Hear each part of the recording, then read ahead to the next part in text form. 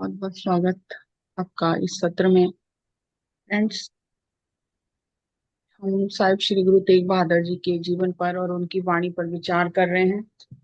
साहिब श्री गुरु तेग बहादुर जी ने हमें जीवन जीने के सूत्र बताए हैं कि मनुष्य को मरने से पहले जहां उसको जाना है उसकी तैयारी कर लेनी चाहिए। और उसके लिए उन्होंने इतनी सुंदर गुरबानी का उच्चारण किया है कि कोई भी अगर मन से उसे पढ़े तो साहिब श्री गुरु तेग बहादुर जी की वाणी इतनी सरल है कि वो सीधे सीधे समझ में आ जाती है अगर हम ध्यान लगा के पढ़ेंगे तो। और हमें जीवन जीने के सूत्र देती है। तो बड़े कमाल की बात है कि साहिब श्री गुरु तेग बहादुर जी जहाँ हमें समझाते हैं, हम हमें कहते हैं कि मन मूर्ख है तेरा, गवार है तू, ऐसे कठिन शब्दों से, कड़वे शब्दों से जहाँ हमें ताड़ना करते हैं, वहां साथ ही साथ कहते हैं हे मेरे मित्र। मीत कहते हैं बार बार कि कोई बात नहीं, अभी तक तेरा सारा समय व्यर्थ चला गया, तेरा जीवन चला गया व्यर्थ। घबराने की कोई बात नहीं है। अजहू समझ कछ बिगड़ो ना है। अभी आज ही चेत जा, अभी भी कुछ बिगड़ा नहीं है। तो इतने प्यार से समझाते हैं और जगह जगह गुरबानी में उन्होंने मित्र कहा है कि हे मित्र अभी जाग जा, अभी समझ जा, अभी भी कुछ बिगड़ा नहीं है। तो कल हम बात कर रहे थे कि जीसस के 13 शिष्य थे और तीन शिष्य, जो तीन चेले सिख जो गुरु तेग बहादुर जी के साथ गए थे, जिन्होंने अपनी जान कुर्बान कर दी अपने गुरु के लिए। तो ये कहावत बनी हुई है, लेकिन आप तो ना 3 में हो ना 13 में हो। मतलब हम कहते हैं हम डिप्लोमेटिकली करते हैं, बीच में रहते हैं हम, ना इधर ना उधर। तो अध्यात्म में इस चीज को अच्छा नहीं माना जाता है कि या तो दुश्मनी करो सामने से, जैसे जीसस के शिष्यों ने कह दिया हम तो तेरे शिष्य है ही नहीं जीसस के, साइड हो गए। या फिर अपने गुरु के ऊपर अपना तन मन धन सब न्यौछावर कर दो। तो या तो तुम्हारी गिनती 3 में हो या 13 में हो। लेकिन जब कोई बार बार, हम कहते हैं ना ये बिन पैंदे का लोटा है, जब बदल देता है तो हम कहते हैं ये तो ना 3 में है ना 13 में है। तो मेरे बड़ी हैरानी हुई जब मुझे पता चला कि इसके पीछे कितनी बड़ी बात है कि ये 3 और 13 आए कहाँ से। तो जब श्री गुरु तेग बहादुर जी के पास कश्मीरी पंडित पंडित कृपाराम जी जाते हैं अपने सभी साथियों को लेकर, और इन्हें अमरनाथ से शिव जी भगवान इन्हें ध्यान में आदेश देते हैं कि आपको इस समय धर्म की रक्षा के लिए गुरु नानक की गद्दी पर जो गुरु विराजमान है उनके आगे जाके फरियाद करो। वो आकर फरियाद करते हैं। तो गुरु तेग बहादुर जी उन्हें कहते हैं कि आप औरंगजेब को ये संदेश दे दो कि अगर गुरु तेग बहादुर जी मुसलमान हो जाएंगे तो हम सारे हिंदू अपने आप ही मुसलमान हो जाएंगे, वो हमारे गुरु हैं, पीर हैं। तो उस समय जो औरंगजेब ने आदेश दिया था कि सब मंदिर तोड़ दो, राग संगीत सब बंद कर दो, मूर्ति पूजा बंद, सरकारी नौकरी किसी हिंदू को नहीं दी जाती थी, जजिया टैक्स बहुत लगा दिए, तीर्थ यात्रियों पर टैक्स लगा दिया, ये सब बहुत। और 1.25 मन जनेऊ उतार के वो खाता था। 1.25 मन जनेऊ ही समझो 45-50 किलो, और कितना, 1 तोले का भी नहीं होता धागा वो। तो कितने अत्याचार होते थे हर दिन, कितने लोग मौत के घाट उतारे जाते थे, तब वो खाना खाता था। तो एक तो होता है हम अपने स्वधर्म के लिए कुछ करते हैं, लेकिन जो संत लोग होते हैं, जो गुरु लोग होते हैं, वो पर धर्म की रक्षा के लिए भी स्वयं को बलिदान कर देते हैं। अब गुरु जी ने कहा कि हम कोई करामात नहीं दिखाएंगे, मतलब चमत्कार नहीं दिखाएंगे। तो गुरु जी औरंगजेब को कह रहे हैं कि तेरे को परमात्मा ने बादशाह बनाया है, तो तेरी 2 आंखें हैं, तो दोनों आंखों से एक बराबर देख।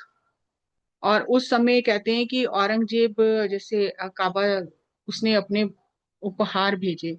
तो जो काबे का हेड था, उसने वो उपहार स्वीकार नहीं किए, कहा कि तू हिंदुस्तान का बादशाह है और फिर भी तू हिंदुस्तान में सबको मुसलमान नहीं बना रहा, तो तेरे उपहार स्वीकार नहीं किए जाएंगे। तो उसमें ये नहीं कि उसने हिंदुओं को ही मारा, मुसलमानों को भी मार दिया। शिया और सुन्नी आपको मालूम है 2 होते हैं। तो वो खुद शिया था और जो सुन्नी थे उनको भी मार डाला। कोई अगर उसे लगता था कि ये ज्ञानवान है व्यक्ति, तो उसे कहता था या तो अपना धर्म बदल लो और या मरने के लिए तैयार हो जाओ। तो उसने बहुत सारे सूफी फकीरों को जो मुसलमान धर्म में थे उनको भी मार डाला कि एक ही रहेगा सिया, सुन्नी नहीं रहेंगे। तो 3 शर्तें जो रखी, मुसलमान हो जाओ, शक्ति दिखाओ, मृत्यु को स्वीकार करो। तो गुरु जी ने कहा कि ये नहीं होगा। देखो पिंजरे में गुरुजी को रखा गया जिसमें ना बैठ सकते हैं ना लेट सकते हैं, बस खड़े हो सकते हैं। और अंदर कील लगे हुए हैं। और भूतों वाली हवेली में रखा गया, कोतवाली में, कि डर जाएंगे, घबरा जाएंगे। लेकिन जो तो धरती की आए उद्धार करने हैं, तो उनको कौन डरा सकता है। तो उनके सामने पाईमती दास जी को बांध कर लकड़ी के साथ में सिर पर आरा चला के दो टुकड़े कर दिए गए। अब कहने को तो बहुत आसानी से मैंने कह दिया, एक सेंटेंस आपने सुन लिया, लेकिन एक बार कल्पना करके देखो कि कितना गुरु से प्यार, कि गुरु का प्यार चाहिए, गुरु की सिक्खी चाहिए, और कुछ नहीं चाहिए बस। तो गुरु जी के सामने उनकी शहादत होती है। और फिर गुरु जी को डराने के लिए उन्होंने भाई दयाला जी जो गुरु जी के साथ गए थे, उनको, जिसे कहते हैं ना उबलती, हमारे में देख कहते हैं, मान लो पतीला है बड़ा, जैसे देख देख रहे हो आप, तो आग जला के अच्छे से पानी उबाल के उसमें उसमें उनको बिठा दिया और ऊपर से ढक्कन बंद कर दिया। अब पूरा मांस, जैसे आग जल रही है, पानी उबल रहा है, पूरा मांस गल गल के उतर रहा है। आखिर में सारा दिन वो मांस जलता रहा और हड्डियों का पिंजर बन गए। लेकिन वो श्री गुरु जी को याद करके, गुरु जी की तरफ मुख करके पानी पढ़ते रहे, जपजी साहब का पाठ करते रहे। और जब पाठ की समाप्ति हुई तो उन्होंने अपना शरीर छोड़ दिया। इसी तरह एक और सिख भाई सतीदास जी जो साथ में गए थे, उनको रुई में बांध कर आग लगा दी गई, रुई में लपेट कर। वो गुरु जी के सामने जब उन्हें भी इस तरह से शहादत दी गई, तो जब उनकी शहादत होती है तो गुरु जी कहते हैं, तन सिक्खी, तन सिक्खी, तन सिक्खी। तो जब भाई दयाला जी को उबाला जा रहा था, तो गुरु जी ने कहा कि आपको लग नहीं रहा कि पानी में उबाला जाएगा। तो उन्होंने कहा कि गुरु जी, पांचवें रूप में जब गुरु अर्जन देव जी के रूप में आप आए थे, तो आप ही ने तो ये शिक्षा दी थी। गुरु अर्जन देव जी को भी इसी तरह से उबाला गया था पानी में। तो उन्होंने कहा, ये तो शिक्षा आपने करके दिखाया, आप ही ने तो शिक्षा दी है, और हम सिर्फ उस पर चल रहे हैं। तो कितने कितने कष्ट उन्होंने सहे हैं हमें स्वतंत्रता दिलाने के लिए। तो गुरु के वचनों का पालन करना सबसे आसान तरीका है अध्यात्म के मार्ग में आगे चलने का। और जब कोई गुरु के वचनों की उल्लंघना कर देता है, तो समझो उससे बड़ा दुर्भाग्य कोई नहीं है। और मन इतना लालची है, इतना हठी है, कि छोटी छोटी बातों पे वो लालच में आ जाता है और गुरु के वचनों की उल्लंघना कर देता है। तो गुरु जी जब गए एक जगह पर, तो उस समय पानी की बहुत तंगी होती थी। आज की तरह पानी नहीं होता था। कुएं खुदवाए जाते थे, बाग लगवाए जाते थे, सरकार की ओर से भी लगाए जाते थे। तो गुरुओं ने बहुत नगर बसाए, कुएं खुदवाए, बाग लगवाए, कि जन कल्याण हो, क्योंकि बहुत दूर दूर से पानी भर के लाना पड़ता था और मीठा पानी तो बहुत कम होता था। तो एक जिम्मेदार था, वो गुरुजी की बहुत सेवा करता था। उसकी सेवा पर गुरुजी बहुत खुश हुए। और वो वहां पर संगत ने जितना धन गुरुजी को भेंट किया, तो गुरुजी ने वो सारी भेंटा जो थी वो उसको जिम्मेदार को दे दी और कहा कि यहाँ पर एक कुआं खुदवाओ, बाग लगाओ, और फलदार वृक्ष लगाओ, और एक धर्मशाल बनवाओ। तो वो जितना धन वहां इकट्ठा हुआ था सारा उसको दे दिया। अब जब गुरुजी चले गए, तो उसके मन में लालच आ गया। लालच आ गया तो उसने कहा कि इस, गुरुजी क्या कर गए थे कि इस धन के लालच में नहीं पड़ना। अगर किसी और तरह से इस धन को खर्च किया तो सब कुछ निष्फल हो जाएगा। लेकिन जब गुरुजी चले गए तो मति भ्रमित हो गई, तो उसे लालच आ गया। और उसने लालच में आकर अपने ही खेत में कुआं लगवाने के लिए खुदाई करनी शुरू की, कारीगरों को बुलाया, और कारीगरों को बुला के कुआं खुदवाया। और उसमें जो, मुझे मालूम नहीं, कुछ चक्र लिखा है इसमें, चक्र उतारते हैं, कुछ पानी के लिए कुछ उतारते होंगे कुएं में। तो वो वहीं फंस गया। बहुत जोर लगाया लेकिन वो चक्र नीचे नहीं उतरा।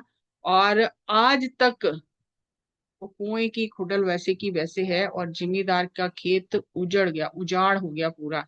गुरु जी के वचनों का पालन ना करने से, वचनों की उल्लंघना करने से सारा धन भी गया, गुरु से बेमुख भी हो गया, और इज्जत भी गंवा ली। और आगे जब शरीर छोड़ेंगे, तब ऐसे सिख की गुरु बांह पकड़ेगा क्या, जिसने वचनों का पालन ही नहीं किया और कहने के बावजूद भी धन का दुरुपयोग किया। तो सबसे अंडरलाइन प्रिंसिपल जो है वो है गुरु के वचनों का पालन करना। मेरा मन कह रहा है ऐसे होना चाहिए, लेकिन गुरु कह रहा है ऐसे नहीं, ऐसे होना चाहिए।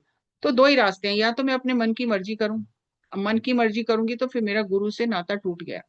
तो यहाँ मैं अपने मन को किनारे करके कि मुझे तो जो गुरु ने कहा है वही करना है, तो गुरु से नाता मजबूत हो गया।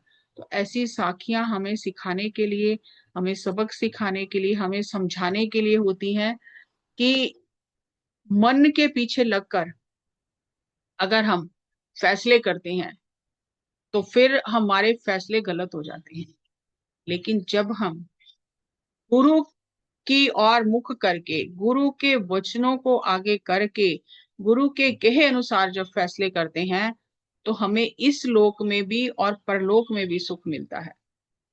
अब गुरु तेग बहादुर जी बचपन से ही बैरागी स्वभाव के थे। तो माता नानकी जी बहुत हैरान होती थी, जो उनकी माता थी।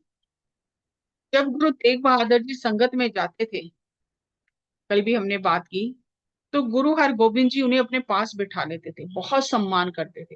तो माता नानकी जी यहाँ पर ये जिक्र इसलिए कर रही हूँ कि गुरु पत्नियों का रोल बहुत महान होता है। ऐसे नहीं है कि उन्हें समझ नहीं आ रही तो उन्हें पता नहीं है तो उनको ज्ञान नहीं है, नहीं, उनका रोल बहुत महान होता है। तो माता नानकी जी बड़ी हैरान होती थी कि और भी तो पुत्र हैं और गुरु तेग बहादुर जी को इतना प्यार करते हैं, अलग से उनको इतना सम्मान देते हैं, अपने पास बिठाते हैं, संगत में अपने सिंहासन पर बिठाते हैं। तो माँ है तो माँ को लगता है ना सब बच्चों को बराबर का प्यार मिलना चाहिए, सब बच्चों को बराबर का सम्मान मिलना चाहिए। तो काफी टाइम तक वो देखते रहे कि जब भी वो जाते हैं संगत में, तो गुरु जी बहुत सम्मान के साथ उन्हें अपने पास बिठा लेते हैं सिंहासन पर और बहुत आदर मान करते हैं।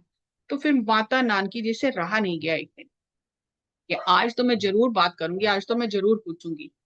तो फिर माता नानकी जी ने जाके गुरु तेग बहादुर जी से पूछा कि आपके और भी पुत्र हैं, आप इतना इनको सम्मान देते हो, इतना प्यार देते हो, ये मुझे समझ नहीं आता, ऐसी क्या बात है, क्यों आप इनका इतना सम्मान करते हो, इतना प्यार करते हो। तो गुरु हरगोविंद जी ने कहा कि जो हम देख रहे हैं वो आप नहीं देख पा रहे हो। ये इतना महान कार्य करने के लिए आए हैं कि जो आज तक किसी ने ना किया है और ना आगे धरती पर कोई ऐसा कार्य करेगा। ये इतना महान कार्य करने आए हैं और आप सिर्फ इनके शरीर को देख रहे हो, इनके अंदर जो परमात्मा का ज्ञान है फूट फूट के भरा हुआ है। सब कुछ जानते हुए, हर चीज समझते हुए इनके अंदर इतनी सहन शक्ति है, इतना धैर्य है कि ये किसी के आगे अपने आप को जाहिर ही नहीं होने देते कि मुझे कुछ पता है। और ये गुण बहुत महान गुण है कि सब कुछ जानते हुए चुप रहना, बात नहीं करना, अपना आप दिखाना नहीं।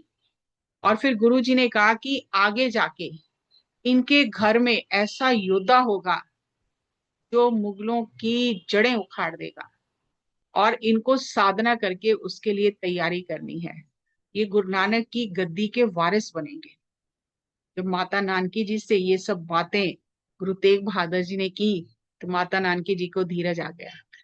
अब जब गुरु जी ने कहा कि अब हमारा शरीर छोड़ने का समय आ गया है मैम, आपकी, गुरु तेग बहादुर जी ने नहीं, उनके पिताजी ने बात करी थी नानकी जी से। हाँ, उनके पिताजी ने बात की थी, उनके पिताजी ने बात की थी कि आप नहीं जानते हो, आप नहीं देख पा रहे हो, लेकिन हम देख पा रहे हैं। तो जब भी वर भी दिए कि ये ऐसा काम करेंगे जो आज तक किसी ने नहीं किया और इनके घर में ऐसा पुत्र बलि, ऐसा योद्धा पैदा होगा जो मुगलों की जड़ें उखाड़ देगा। तो इसलिए ये सब कुछ जानते हुए भी बिल्कुल हर चीज को धैर्य से अपने भीतर ही समा लेते हैं।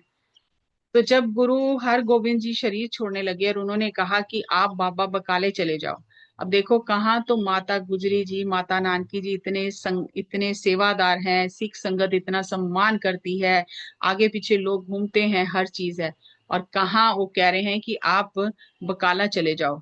और वहां जाके गुरु तेग बहादुर जी उस समय तो गुरु नहीं बने थे, तो उनको एक पोथी, एक रुमाल और एक अपनी शस्त्र दिया कि वहां जाके आप साधना करो।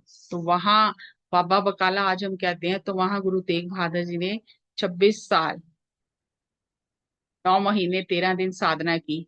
अब देखो, गुरु तेग बहादुर जी वैरागी हैं, अंदर साधना कर रहे हैं, और माता गुजरी जी त्यागी हैं, जो उस गुफा, कहना चाहिए आपको समझ आ जाए, हम भौरा कहते हैं लेकिन गुफा, अंडरग्राउंड बेसमेंट समझो। तो माता गुजरी जी उस गुफा के बाहर साधना कर रहे हैं कि पति को कभी भी किसी चीज की जरूरत हो तो मुझे यहाँ हाजिर रहना है।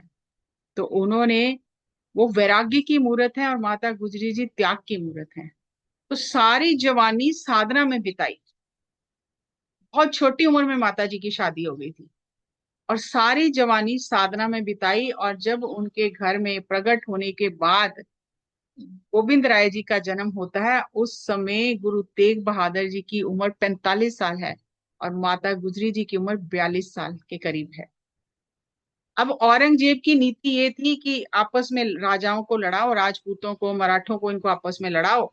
अगर ये आपस में मर गए तो भी मेरा फायदा है, अगर एक मर गया दूसरा जीत गया तो मेरे अंडर में रहेगा। तो उसने अपनी इस कूटनीति के तहत, एक जो राजा था, असम में जो राजा था, वो औरंगजेब के हुक्म को नहीं मानता था, इसके अधीन नहीं आता था, क्योंकि असम में जादूगरनियों का बड़ा जोर था। वो जादू, काला जादू जानती थी। तो औरंगजेब उनको जीत नहीं पाता था। तो औरंगजेब ने चाल खेली कि राजा बिशन सिंह को कहा कि तुम जाके वहां युद्ध करो, और जाकर वहां पे उस राजा को जीतो और मेरे राज में मिलाओ। अब राजा बिशन सिंह को मालूम था कि मैं वहां जीत नहीं सकता, क्योंकि वो लोग काला जादू जानते हैं, तो मेरा कुछ भी वहां पे पेश जाएगी नहीं। जब वो राजा असम की तरफ जा रहा था, इधर से गुरु तेग बहादुर जी अमृतसर से होते हुए सब कुरुक्षेत्र, ये सब असम की तरफ जा रहे थे। और जब उसने एक जगह देखा कि संगत आती है, बैठती है, उपदेश लेती है, तो उसने पूछा कौन है। तो जब लोगों ने बताया, तो राजा की जो माँ थी उसने कहा कि तू इनसे आशीर्वाद ले, अगर ये आशीर्वाद देंगे तेरी जीत हो तो जरूर जीत जाएगा। फिर उसने जाके गुरु तेग बहादुर जी को बताया कि ऐसे ऐसे औरंगजेब मुझे भेज रहा है, और वहां पे युद्ध होगा, बहुत खून खराबा होगा, हो सकता है हम दोनों ही मारे जाएं। तो ये औरंगजेब की गंदी चाल है। तो गुरु तेग बहादुर जी ने कहा कि हम तेरी मदद करेंगे, हम ये खून खराबा नहीं होने देंगे।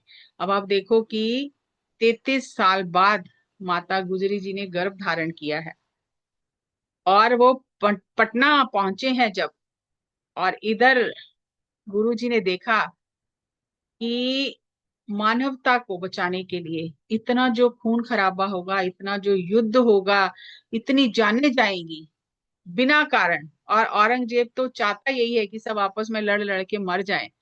तो गुरु जी ने मानवता के लिए, प्रेम और करुणा के वश, तो वो चले गए राजा के साथ असम। उन्होंने ये नहीं देखा कि मेरे घर में तो संतान होने वाली है, मैं कैसे जाऊं।